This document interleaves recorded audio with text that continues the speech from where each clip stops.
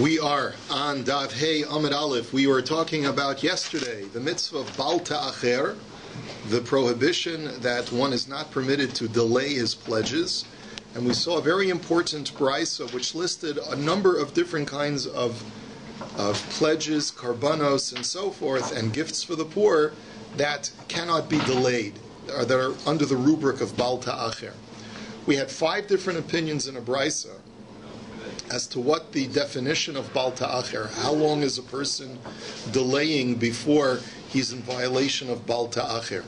We had seen one opinion that said that you're only in violation of either 2 regalim, and according to Reb Meir, only in violation of 1 regel.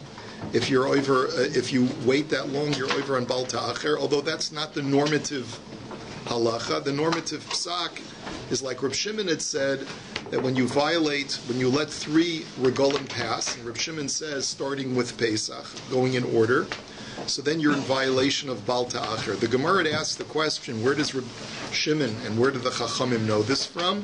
It's based on a pasuk in Parshas Re'eh, where in summation of all the 3 holidays it says, B'chag HaMatzos, B'chag HaShavuos, B'chag HaSukkos. And the fact that the Torah reiterates that teaches me the mitzvah of BAYT Acher, the scope of the mitzvah of BAYT Acher. But the Gemara had then said, well, what if you learn like one of the Tanoim who does not have the criterion of 3 holidays?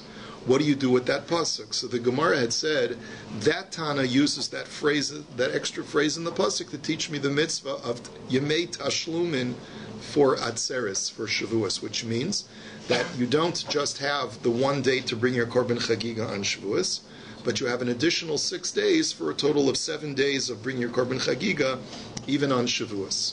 So now the Gemara had said, well, that's fine.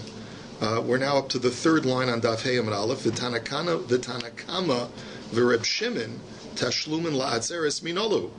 So according to these 2 Tanoim in the brisa yesterday, who do hold that the phrase teaches me the mitzvah of BAYT Acher, where do they get this? Where is their source text for teaching me that you have 7 days for Shavuos' Chagiga?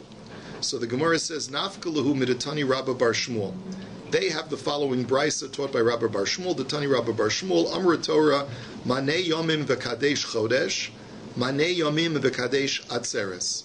Ma chodesh liminuyo, af atzeres liminuyo. So it's a little bit cryptic the way that the brisa is phrased, but it basically means as follows. When you have a block of time which is broken down by certain units of smaller units of time, so that teaches me, that reflects upon the nature of celebration and sacrificial service during that larger block of time. What do I mean by that? When the Torah enumerates the counting of a month, it counts a month by days. And this is based on a pasuk that says, Ad Chodesh Yamim, that a month is counted by days.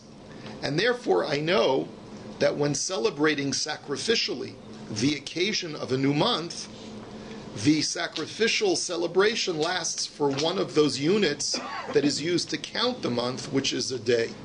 And that's how I know that the special sacrificial service for the new month is a 1-day order. Rosh Chodesh only is 1 day. When it comes to Shavuos, what does the Torah use as far as blocks, as far as Shavuos represents the end of a block of time of 50 days from Pesach to Shavuos? How does the Torah count? What units of time does the Torah use to count that period of time between Pesach and Shavuos? It uses weeks. And that's how I know that when I want to talk about the sacrificial celebration of Shavuos, I have a week and not just a day. That's how I know that I have 7 days for Shavuos. So the Gemara says, Ema atzeres chad yoma. So the Gemara's question is, well, yet still you could argue that Shavuos should only be a 1-day sacrificial celebration because Omar Rabbah. So in other words, the argument is because there's also units of time of days. Because after all, the Torah says, not only Shiva Shavuos, Tisparlach, count 7 weeks, but it also says Tisperu Chamishim Yom, it says count 50 days. So I grant you that weeks are used, but days are used also. So the Gemara says, Amar Rava, Atu Atzeres Yomi Maninan Shavui Lo Maninan. So Rava says, when we do Sfiras HaOmer, and we count up to Shavuos, do we just count days and not count weeks? V'ha'amar Mar, Mitzvah Limnimne Yomi U Mitzvah Limnimne Shavui. It's a mitzvah to count both days and weeks. And so by virtue of the fact that we use weeks as a unit of time for counting to Shavuos, even though days are also used, but I have a right to rely on the fact that weeks are used to tell me that this sacrificial celebration lasts for a week. Plus Shavuos is the Yetzeres of Pesach, so it's 7, right? Shavuos is considered like Shmini Atzeret is to Sukkot, so Shavuos is to Pesach, so it's in weeks. The overriding factor is going to be in weeks. That's not what the Gemara says, and I'm not sure I understood what you were just saying. I'm just telling you what the Gemara answers. The Gemara says, number one, there are 2 units of time that are used to count from Pesach to Shavuos. The fact that one of those units of time is weeks is the reason why we are entitled to use the week as the amount of time for the sacrificial service. Second answer the Gemara gives, Va'od Chag Shavuos Ksiv. Second of all, says the Gemara, the festival itself in the Torah is called the Festival of Weeks. It's not called the Festival of 50 days. It's called the Festival of Weeks. And by virtue of the fact that that's even its name, entitles me to use the week as the criterion for when I can bring my korban. Okay? Reb David, was there anything you wanted to add? What I was saying is, Shavuos is Yetzeres, is the completion of Pesach. And therefore what? And therefore, it's the majority, the Iker thing of counting is 7 weeks rather than days from Pesach, just like Shmini Atzeret is the 8th day. So Pesach, so Shavuos is the culmination of Pesach in terms of, and the I see, conceptually you're saying, the unit that right. we use to count is in weeks from Pesach. Okay, and because Pesach is a 7-day holiday and Shavuos Right. is the That's cap for that 7 days, okay, maybe you can incorporate that in what the Gemara is saying. That's not what the Gemara says, but if you want to use that as a sanif, by the bevakasha. So now the Gemara says, so as a supplement. So now the Gemara asks a question. Let's go back to the Brisa that we saw yesterday. The Brisa says yesterday we had a Brisa that said, if it's really on the bottom of Dalet Amud Aleph. It said, Chayave Hadamim v'ha'erchen ha'charamim v'ha'ekdeshos chatos v'hashamos olos u'shlamim tzedakos u'maisros b'chor u'maiser u'pesach. It was listing all the different kinds of pledges, sacrificial pledges, charitable pledges, donation pledges to the Beis HaMikdash, and one of the pledges is listed as Pesach. Doesn't seem to make any sense. Leket Shechacha and Peah is also part of the list. And it also seems to be bothersome. How could leket shechacha and peah, that is agriculture that you're supposed to leave in the field for the poor, how can that be subject to bal ta'acher? Don't delay it. You leave it out in the field. So Tosfos explains that sometimes if there are no poor people in a particular time, you're entitled to take the grain into the house with you and save it for the poor. So therefore, the Bryce is telling you, but you have the shear of bal ta'acher to distribute the funds, distribute the agriculture, right? The produce. So, but the question is, what is Korban Pesach? Korban Pesach can't be subject to Bal Ta'acher. There's only one day that you can bring a Korban Pesach, which is the 14th of Nisan. Avar Zmano Batal Korbano. If the 14th of Nisan lapses, it's no longer a Korban. You can't bring the Korban Pesach. So what's the idea of Bal Ta'acher, which means bring it before you let the 3 regalim expire? What is that supposed to mean? So the Gemara says, "Pesach bar mikrav b'regalim hu Pesach zimna kaviale ikrave vilo ikrave idchile." This is all part of the question. Since when is the Korban Pesach something that could be offered on subsequent holy days? It's got a set time on the 14th of Nisan, and if you offer it, fine, and if you don't offer it, that's it, game over. So what does this mean? It's subject to Bal Ta'acher. Amar Rav Chisda Pesach Kedei Nasba. So Rav Chisda gives an answer that we find many times in Shas when the Gemara is stuck and you have a listing of items and one of the items on the list doesn't make any sense. Rav Chisda says sometimes in the course of listing a whole bunch of different karbanos, sometimes something is thrown in there, like the kitchen sink, without unintentionally. And therefore, Rav Chisda says you should really omit Pesach, because you're right, it is not subject to Bal Ta'acher. Rav Sheshes says no, that's not the correct answer. It really is, there is a kind of Pesach that is subject to Baal Ta'acher, because my Pesach, Shalmei Pesach. There are situations where you have a leftover lamb that had originally been designated as the Korban Pesach, and you end up not offering it. So what is the halacha? Like, for example, I designated a lamb for my Korban Pesach. It wandered off and got lost, so I had to replace it with another lamb, offered that second lamb for my Korban Pesach, and lo and behold, during Chol HaMoed, I find the original lamb. The halacha is that lamb's status is a Korban Shlamim now, and I can bring it at any time. So it's telling me that it's subject to Baal Ta'acher. I have a certain time within which I am allowed to bring that animal as a Korban. So Ihachi Hainu Shlamim. So the Gemara says, well then, why list it at all? We already have the word Shlamim in the Brisa, so that's included as with any other Shlamim. Gemara says, Tana Shlamim Haboim Machmas Pesach, Tana Shlamim Haboim Machmas Atzma. I'll tell you why you needed to write both. The regular Shlamim and a Shlamim that had originally been a Korban Pesach. Salka daita chamina holu machmas Pesach ka'asu ke Pesach damu kamash melan. You might have thought that because this lamb is coming from the power of Passover, it therefore has certain paschal limitations. So therefore, let's say I set aside this lamb for my Korban Pesach, it gets lost. 6 months later, I find the lamb. And according to Reb Shimon, my Baal Ta'acher doesn't start until the next Pesach, and then it has to go through another 3 regalim until I'm in violation of Baal Ta'acher. But you might say, no, since this lamb had originated as a Korban Pesach, I'm limited by the Passover holiday, and I have to offer it before the Baal Ta'acher expiration date, and therefore the Chiddush of the Brisa is, it's subject to the regular Baal Ta'acher that any other Korban would be subject to. So the Gemara now says, Mina Hani Mili. So now the question is, let's go through all of the items that we listed in the Brisa and discover where we see that each one of the items in the Brisa is subject to the Isser of Baal Ta'acher. So it's based on the Tanu Rabbanan, because the Brisa says, now we have to look at the Pasuk. The Torah says, Ki sidor neder l'Hashem Elokecha lo sa'acher l'shalamo. So I'm just reading for you the Pasuk in Sefer Dvarim. That when you make a pledge to the Lord your God, you shall not delay paying the pledge. Ki darosh yidrashenu Hashem Elokecha me'imach, because God shall surely seek out this pledge from you.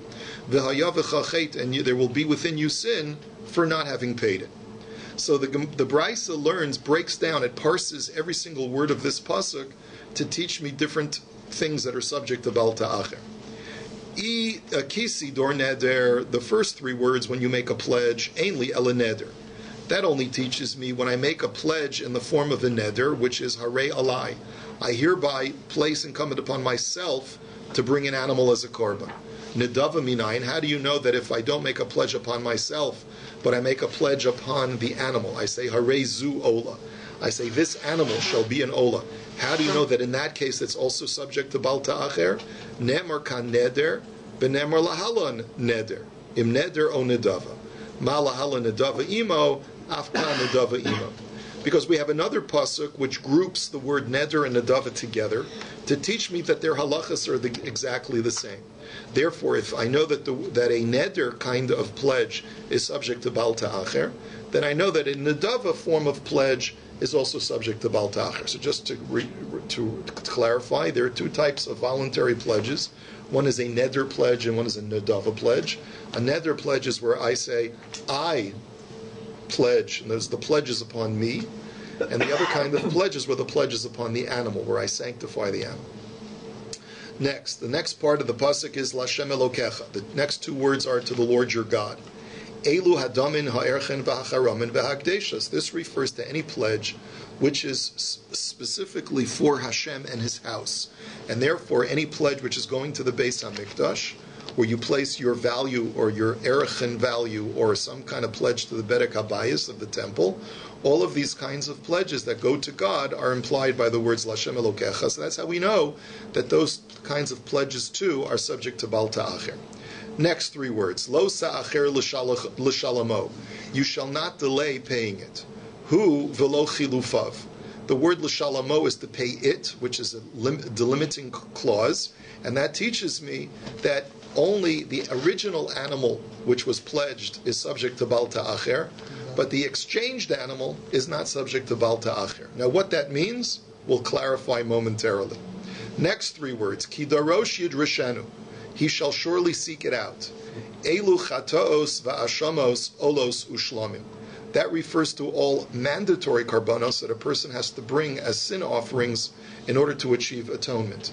And the reason why it's learned out from the words darosh yidrashenu, God shall seek it out, is because since I'm obligated to bring it, if I don't bring it, I'm still bare a sin, and that's why it says God will seek it out, because God demands that you bring it because it's an obligatory korban.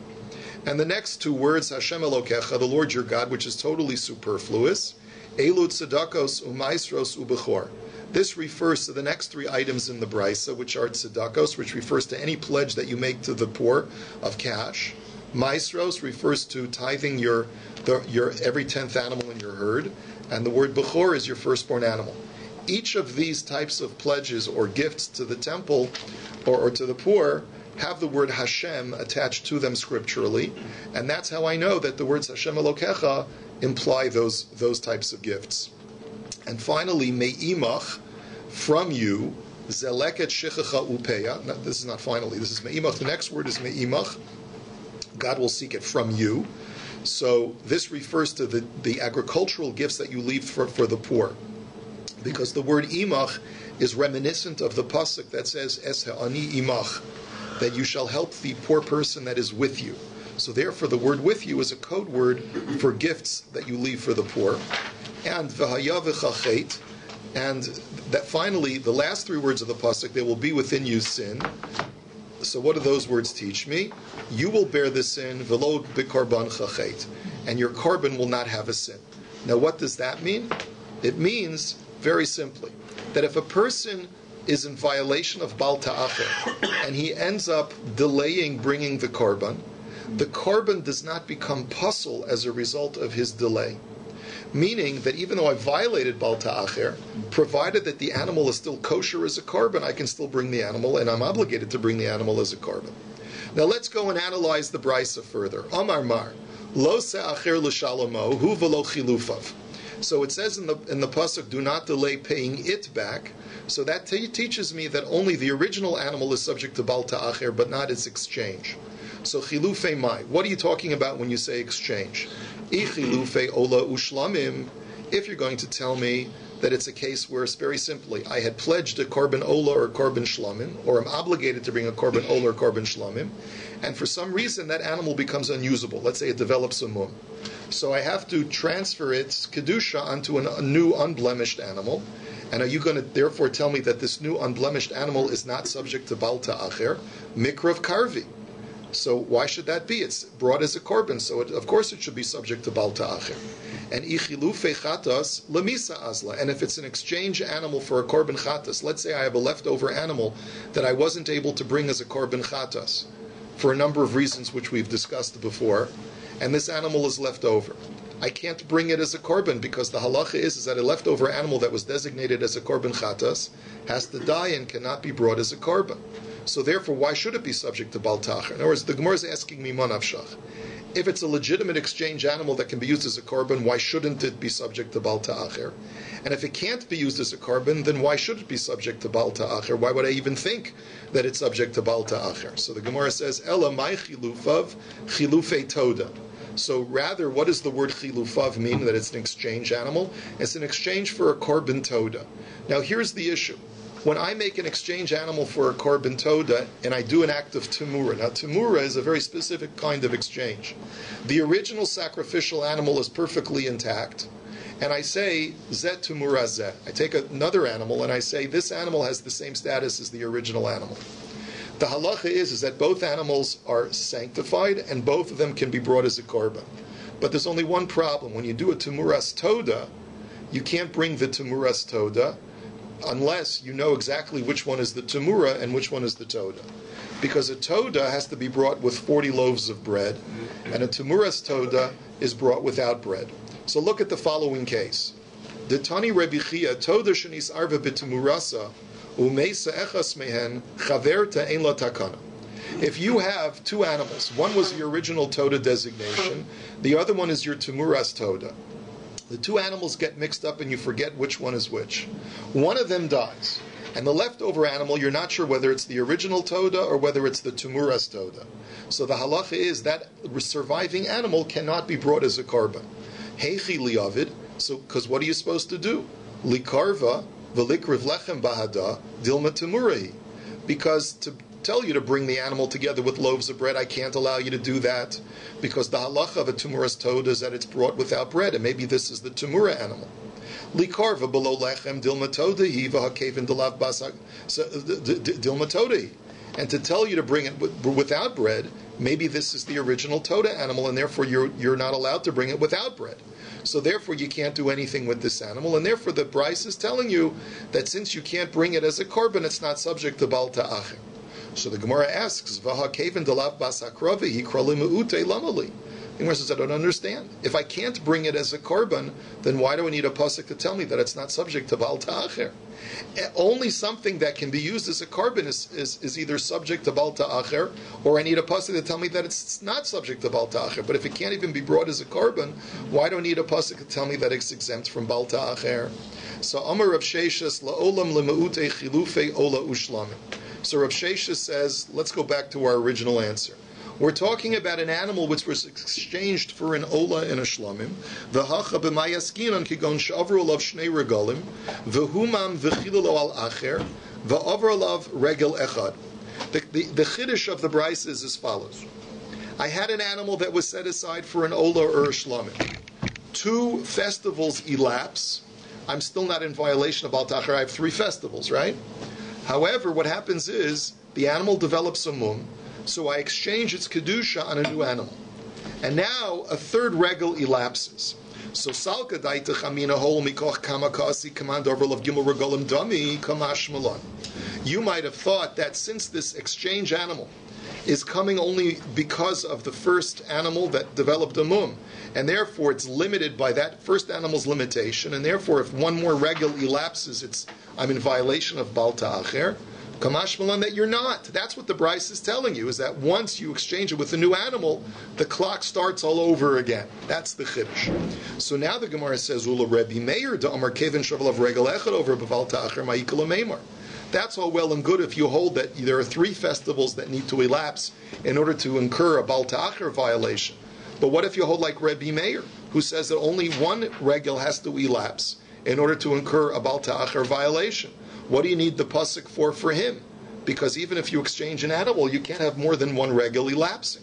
So the Gemara answers, Amar Rava hacha b'mayaskinon kegon shehumam b'socha regel v'chilalu v'avar alav haregel. The answer is, the chiddush for Rabbi Meir is as follows. I had an animal that was set aside for a korban, and it developed a mum in the middle of Chol HaMoed, Pesach or Sukkos, right? And then I replaced it with another animal during Chol HaMoed. The rest of the regel elapses. Salka daita chamina holo mikoch kamakasi kamandover alei akula regel dummy. You might think that according to Reb Meir, you look at the second animal as having gone through a full festival, because it's coming as a replacement for the first animal that started the regel. So Kamash Malan, that no, it doesn't. According to Reb Meir, a full festival must elapse in order for me to incur a Bal Ta'acher violation. Since this new animal only came onto the scene as a korban in the middle of Yantif, you don't incur a Bal Ta'acher until the next full regel elapses. That's the chiddush. Next, v'haya v'chachet v'lo b'korbancha. So, v'lo b'korbancha chet. The last part of the Bryce is that you will bear a sin, but B'cha is coming to exclude your korban, and meaning that your korban is still kosher. The korban is still kosher even though you've delayed. So the Gemara says, V'ha mehacha nafka midi acherim nafka. But you don't need this as your source text for that. We learn it out from a different pasuk, like the Bryce says, Tanya acherim omrim, Yachol yehi b'chor sha'avar shenasu kipsuli hamukdashin v'yipasel. You might think that if you have a firstborn animal, and you didn't bring it as a korban during the animal's first year, then therefore the animal is puzzled to be brought as a korban. Now, the truth is, it's only a lechatchila. lechatchila, there's a mitzvah to bring an animal within its first year of life, because the pasuk says, "Lifnei Hashem Elokecha tochalenu shana v'shana," that before God you shall eat it from year to year, which means that every year you should fulfill the requirements of that year. But there is no age requirement for a bechor animal. The Torah doesn't say that it has to be brought within its first year, and otherwise it's puzzle, like it does by other animals where age is a limitation, like the Korban Pesach, age is a limitation, right? But over here by a bechor, it's not. But you might think, since you didn't fulfill the optimal mitzvah of bringing it within its first year, therefore it should become puzzle. Talmud Omar v'yachalta lifnei Hashem Elokecha masar degancha tiroshecha v'yitzarecha v'charos b'karcha v'tzonecha. Therefore, the pasuk in Devarim says, "You shall consume before the Lord your God masar degancha, all of your agricultural tithes, and your firstborn animals of your cattle." Makish bechor lemaser, ma maser eno nifsal mishana lechaverta, af bechor eno nifsal mishana lechaverta. So therefore, the fact that the Torah connects your agricultural tithes to your animal gifts teaches me that just like trumas and maestras agriculturally, if you delay giving them, they don't become puzzle and you still give them. So too, your animal tithes and your animal sacrifices to Hashem do not become puzzle just because you didn't bring them within their first year. So the Gemara says, you already see, you have a brisa that tells you that even if you've allowed the time to elapse illicitly, you're not in violation of, or the animal does not become puzzle. So why do you need a special pasuk by ve-haya ve-chachet to tell you that even when I've incurred a bal ta'acher, the animal is still kosher? I already know that from the law of Bechor, that even if the year has elapsed, the animal can still be brought as a korban. The Gemara says, I'll tell you why. It's the richsalka daita chamina, hani mili Bechor delav bar hartza'o, aval kachim debnei hartza'o ninu emalo lirtzu kamash malan.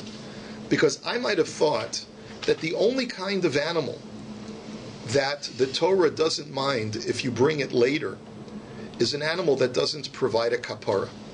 There the Torah has the ability to be liberal, because since this animal is not atoning for sin, therefore we don't mind if you didn't bring it the first year, so bring it later, and the animal is still kosher as a korban. But in a situation where the animal is providing a kapara for some kind of sin, whether it's a voluntary offering or an obligatory offering, but it's providing you with some kind of atoning power, maybe the Torah would be more stringent and tell you that if you've violated bal ta'acher, Hashem says it's too late. You can't bring that korban to bring you that kapara efficacy any longer. So therefore you need a special pasuk by the laws of bal ta'acher to tell you that even if you delayed and you're in violation of bal ta'acher, the korban still works and it'll still help to be machaper for whatever you need a kapara for. So the Gemara says, but wait a minute. But still, I still have another pasuk that obviates the need for the words v'haya v'chachet in bal ta'acher. The Tanya ben Azai Omer Oso. The Torah talks about the laws of pigul. Now, pigul, just to review, is a non-kosher korban, and the reason why it was made puzzle non-kosher is because the Kohen, when he was doing the avoda, had an improper thought. And his thoughts invalidated the korban because he intended it for something illicit. So the Torah says that will not be accepted. Lo yeratzeh hamakrivoso, that God will not accept that korban. So the word oso is a delimiting word, meaning that only that is not acceptable, but others are. Matamulomar. So what does that teach me? Lefishanemar lo se'acher l'shalomo shomeani af me'acher nidro bebal yeratze tamuloimar oso below yeratze ve'ein me'acher nidro below yeratze. So therefore Ben Azai says that's why the Torah says oso. Only a pigul korban is unusable and can never be brought as a korban. I might have thought that that's inclusive of bal ta'acher, that if I delay bringing my korban, that Hashem will not accept my korban anymore. No. Therefore, the word oso tells me that only the pigul korban is not acceptable, but an animal that was delayed being brought can still be brought as a korban. We're back to our question. If you have Ben Azai's pasuk in pigul, why do I need the words v'haya v'chachet to teach me the very same thing? So Ella, so the Gemara says, you're right. B'chachet v'lo b'ishtechachet. We got the brisa wrong. That clause in the brisa, v'haya v'chachet, is not teaching me that the animal is still kosher, but rather it's teaching me something totally different. The sin will be upon you. V'cha, it'll be upon you, the sin, says God, if you delay. but the sin will not be upon your wife. Now, what is that supposed to mean? You'll see in just a second. Salka daitach amina. I might have thought, Hol v'amar Rabbi Yochanan v'itema Rabbi Elazar. Ein ishto shel adam meisa el im kein mevakshen mimenu mamon ve'ein la. A person's wife dies for one reason, because he had a pledge that he had to pay, and he didn't pay it. God demanded money payment from him, and he neglected or failed to make that payment. Hashem says that I will take your wife, Rachmana litzlan, instead of payment, in lieu of payment. Shenamar, and where do we see this from? It's pasuk in Mishlei. Im ein lecha l'shalem lama yikach mishkavcha mitachtecha. That if you don't have with what to pay, why should God take that which you sleep upon beneath you, which is a euphemism for your wife? And therefore you might have thought that Bal Ta'acher, if a person doesn't pay his sacrificial pledges and he delays them, then Hashem will also take away your wife in lieu of that payment. So Ema Bahai Oven de Bal Ta'acher Nomi Ishto Mesa. Therefore you might have thought that that's also the case over here. Kamash Malan, no, says Hashem. If you violate Bal Ta'acher, Hashem will be patient and he won't take your wife instead. Take my wife, please. Right? Like, was it Henny Youngman? Right? Hashem will not take your wife in the place of the pledge. You still have an obligation to pay it, but you will not be punished with the forfeiture of your wife. That's the chiddush of v'haya v'chachet. You will bear the sin, but your wife will not have to bear the brunt of the punishment. Have a wonderful day.